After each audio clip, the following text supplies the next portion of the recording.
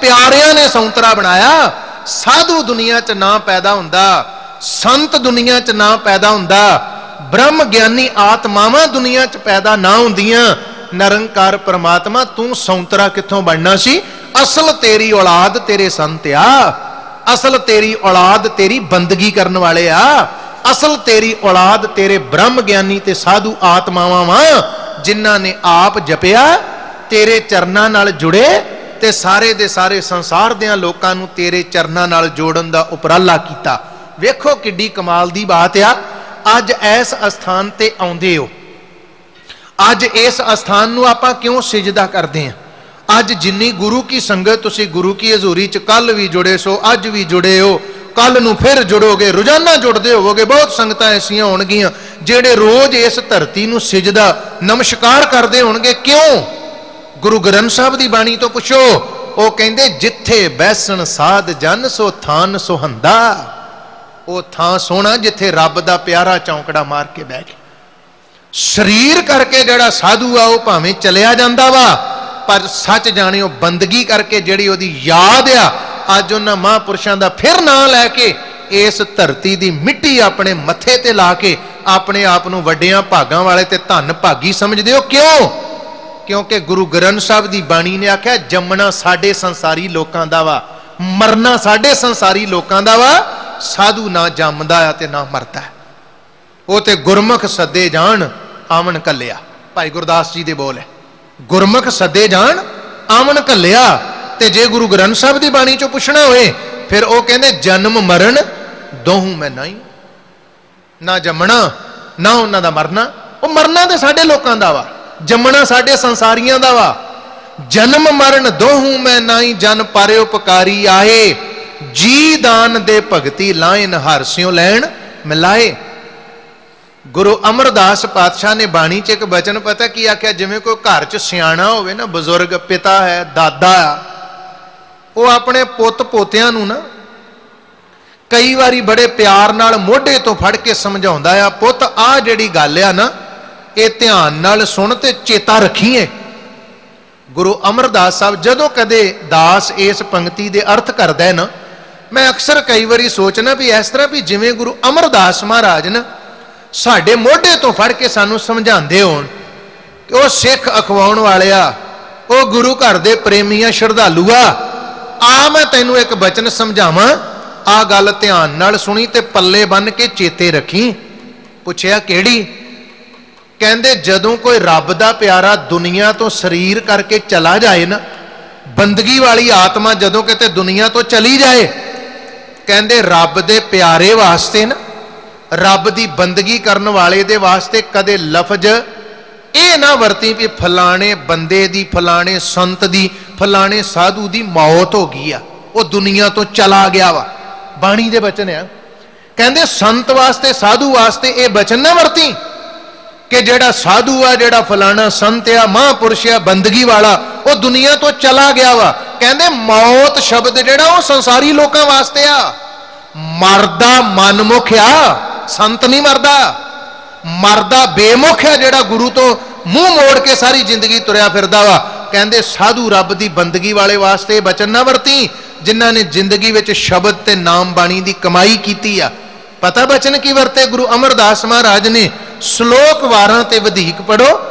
गुरु अमरदास पिता दे बचन कहंदे गुरमुख मोए जीव दे परवान है, मनमुख जन्म मराहे, नानक मोए ना आखिए। गुरु अमरदास साहब सच्चे पातशाह दीयां पंक्तियां ने, नानक मोए ना आखिए।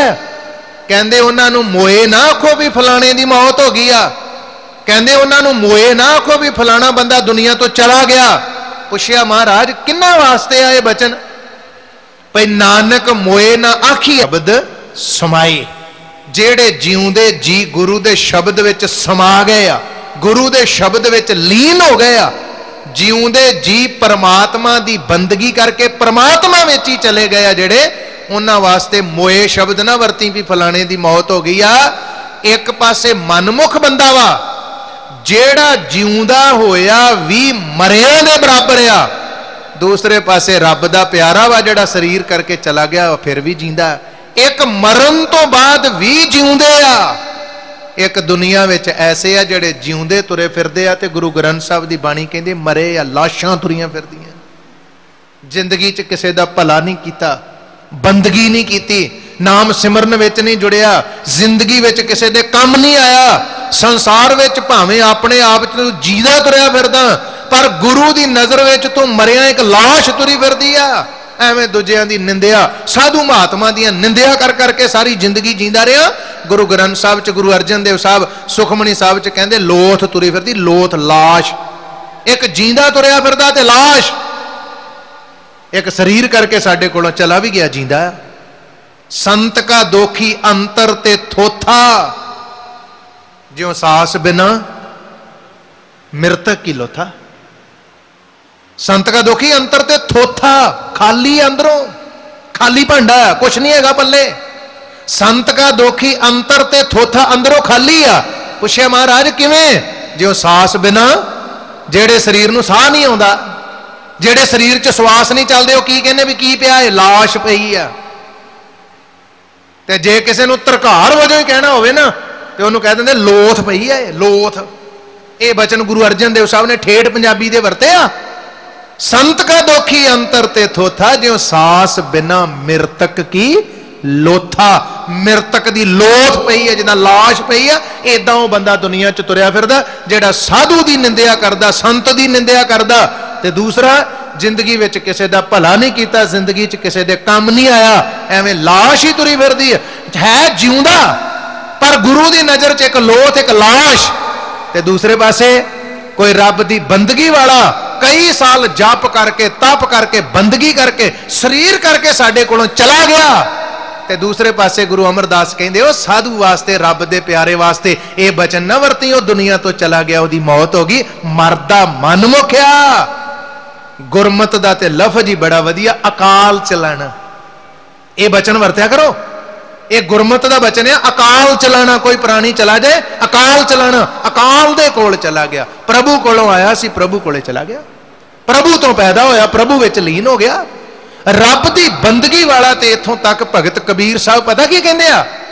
कहंदे हे सत संगी सहेलियो सुनो, जिस दिन दी मैं जीव इस्त्री बंदगी च जुड़ी हां, ध्यान देना, अपने आप नूं इस्त्री दे रूप च आख्या ते परमात्मा नूं पति दे रूप च।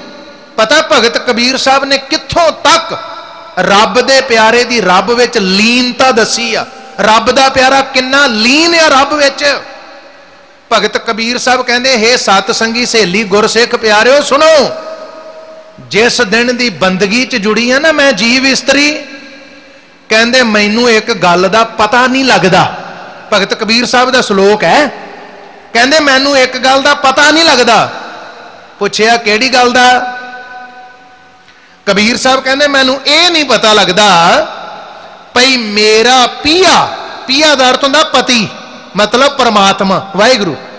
कहंदे मैनू ये नहीं पता लगदा भई मेरा पिया मेरे जी दे विच रहिंदा कि जां मेरा जी मेरे पिया दे विच रहिंदा।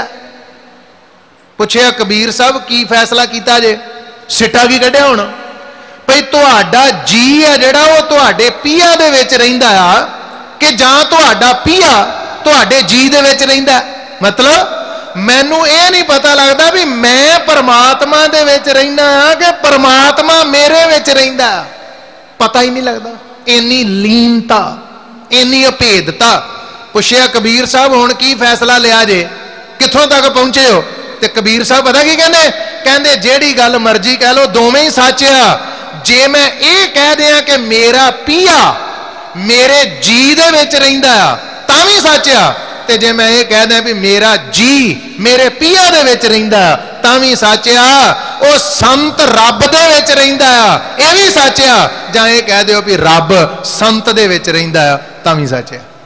मेरे कहण दा भाव रब दा प्यारा रब विच रहिंदा कि जां रब अपने प्यारिਆਂ विच रहिंदा वा, ये पता ही नहीं लगता। इन्नी लीनता हो जाती एक दूजे दी। श्लोक आप नाल साझा करा, सुन सखी पी मैं जियो बसै, जी में बसै के पियो, जियो पियो बूझो नहीं, घट में जियो के पियो।